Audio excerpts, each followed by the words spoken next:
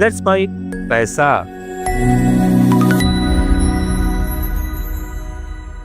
नमस्कार दोस्तों, let's mic में मैं आपका स्वागत करता हूं आज के हमारे पैसा सेगमेंट के इस वीडियो में। दोस्तों, आज हम बात करने वाले हैं एक ऐसे टॉपिक पे जिसके बारे में वरिष्ठ नागरिकों को ज़्यादा ज़रूरत होती है। दोस्तों, हम आज बात करने वाले हैं वरिष्ठ नागरिकों के लिए निवेश का एक अच्छा विकल्प जिसके बारे में वरिष्ठ नागरिकों को ज़्यादा पता नहीं होता, उसके बारे में हम इसके बारे में बात करने वाले हैं।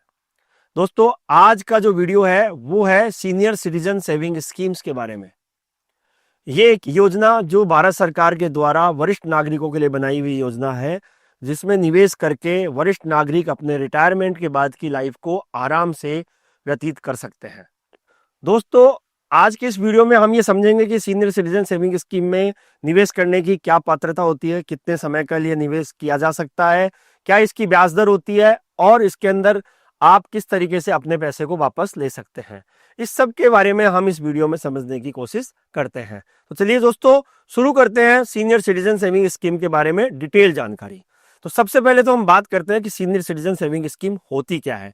दोस्तों, जैसा कि नाम से पता चलता है, सीनियर सिटीजन सेविंग स्कीम यानी कि वरिष्ठ नागरिक बचत योजना, जिसके अंदर कोई भी वरिष्ठ नागरिक का मतलब होता है 60 वर्ष या उससे ऊपर, वो इस योजना में निवेश करके और अपना निवेश सुरक्षित रख सकता है।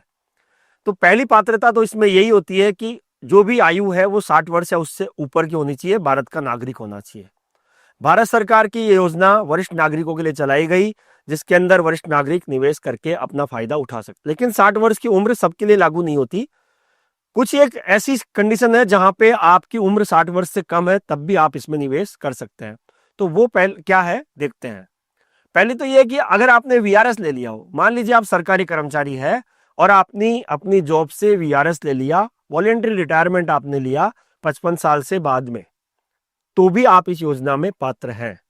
अगर आपकी उम्र 55 साल से ज्यादा है और आपने गवर्नमेंट से, सरकारी से, अपनी नौकरी से वीआरएस ले लिया, तो भी आप इस योजना में पैसा लगा सकते हैं। अगर आप रक्षा सेना से रिटायर है, आप भारतीय सेना से रिटायर है, तो 50 वर्ष की उम्र के बाद भी आप इसमें पैसा लगा सकते हैं। और अगर आप कोई महिला है जिनके पति सरकारी नौकरी में थे और वो विधवा है, तो वो महिला 50 वर्ष से ज्यादा उम्र के बाद अपना इस योजना में पैसा निवेश कर सकती है। तो पात्रता इस तरह से अलग अलग हो गई। जनरल आदमी के लिए, जो भारत का नागरिक है, उसके लिए 60 साल। अगर किसी ने वॉलेंटरी रिटायरमेंट लिया है तो उसके लिए 55 साल। और अगर कोई भारतीय सेना से रिटायर हुआ है तो उसके लिए 50 साल। और अगर कोई महिला, विधवा महिला जिसके पति सरकारी कर्मचारी थे, उनके लिए 50 साल मिनिमम आयु रही है इस योजना में निवेश करने के लिए। तो ये तो बात की कि हमने मिनिमम पात्रता क्या है। दूसरी पात्रता इसमें यह भी होनी चाहिए कि वो भारत का नागरिक होना चाहिए। एनआरआई इसमें निवेश नहीं कर सकते। और साथ ही साथ आप अगर कोई एचयूएफ बना रखी है तो वो भी आप इसमें निवेश नहीं कर सकते हो। तो मूल रूप से आप अगर व्यक्तिगत रूप से ही आप इसमें निवेश कर सकते हैं।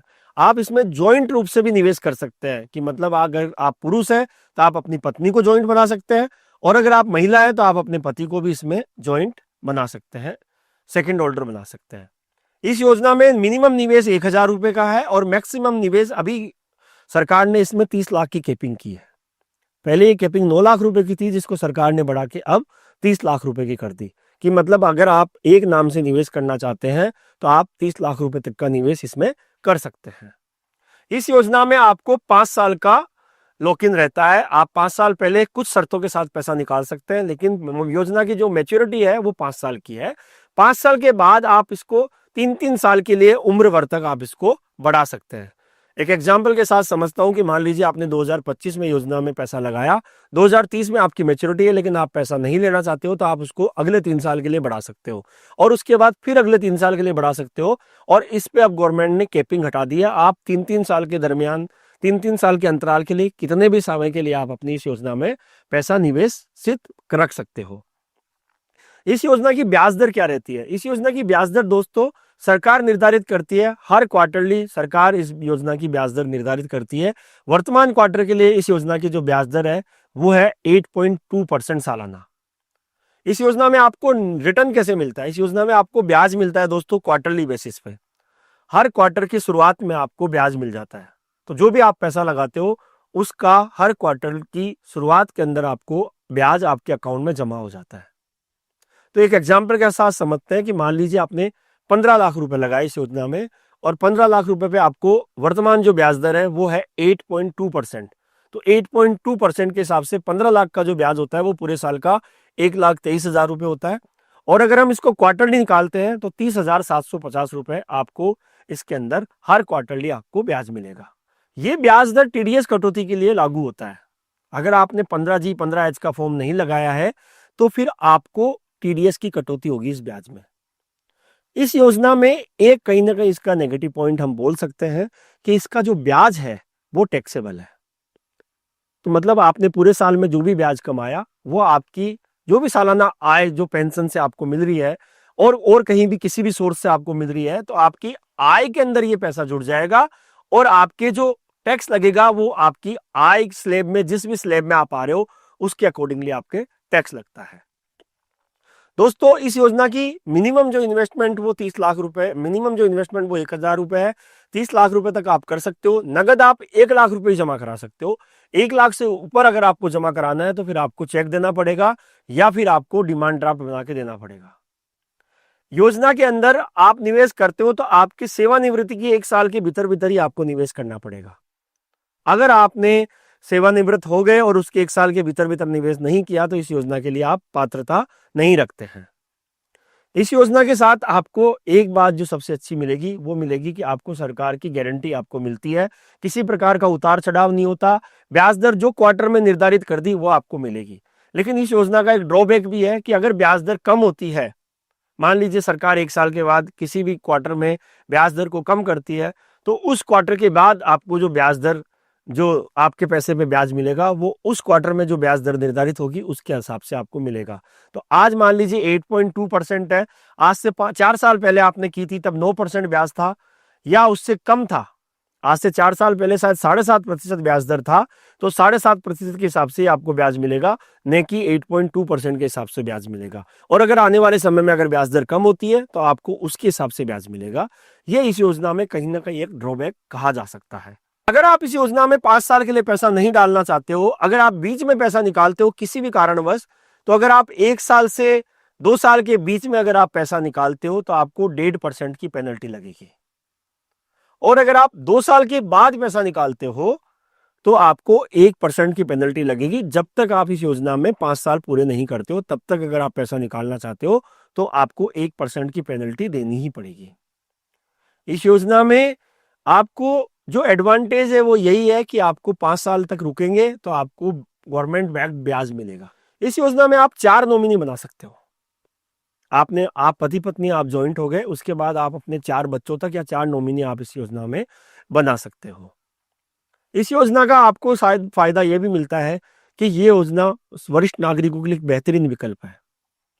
आज वरिष्ठ नागरिक सोचते हैं कि हम अपना पैसा कहाँ निवेश करें, तो वो उनके लिए बिना सोचे समझे इस योजना में निवेश करने का एक बेहतरीन विकल्प है। आप अपना पैसा यहाँ पे डाल सकते हो।